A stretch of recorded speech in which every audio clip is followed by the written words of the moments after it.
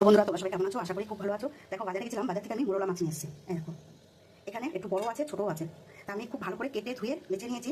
তা আমি এটা কিভাবে রান্না করব শেষ পর্যন্ত ভিডিওটা দেখতে থাকো। এখানে দেখো, আমি পটল কেটে রেখেছি গোল গোল করে, এখানে আলু আর এখানে কুমড়ো। আমি আলু, পটল, কুমড়ো দিয়ে আমি মোরলা মাছটা রান্না করব। আমি প্রথমে নুন হলুদ দিয়ে মেখে নেবো। হলুদ দেবো, খুব ভালো করে মাছটা মেখে নেবো।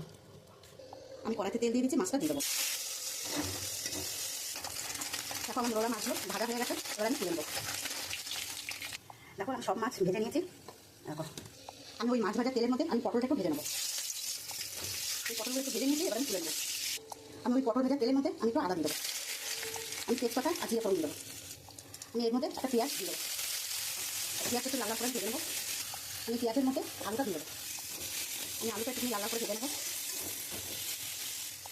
এবার আমি আলুটা একটু লাল লাল করে ভেজে নিচ্ছি পেঁয়াজের সাথে। এবার আমি কুমড়োটা দিয়ে দেবো।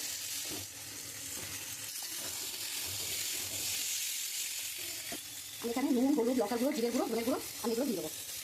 দিয়ে আমি একটু ভালো করে কষাবো। দেখো বন্ধুরা, তেল ছেড়ে দিয়েছে, অনেকক্ষণ ধরে কষিয়েছি। আমি এখন পরিমাণ মতন জল দিয়ে দেবো। আমি এখানে পটলগুলো দিয়ে দেবো। এখন পরিমাণ মতন জল দিয়ে দেবো।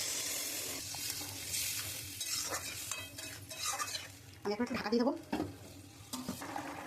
দেখো বন্ধুরা, ঝোলটা ফুটে গেছে, আলুটাও গলে গেছে। এবার আমি মাছগুলো দিয়ে দেবো। আমি এবার মাছগুলো দিয়ে দেবো।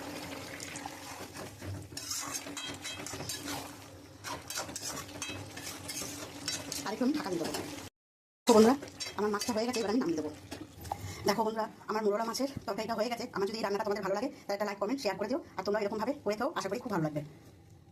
আর আমার এই রান্নাটা কেমন লাগলো প্রথম থেকে শেষ অবধি ভিডিওটা দেখার জন্য অনুরোধ রইল। ধন্যবাদ।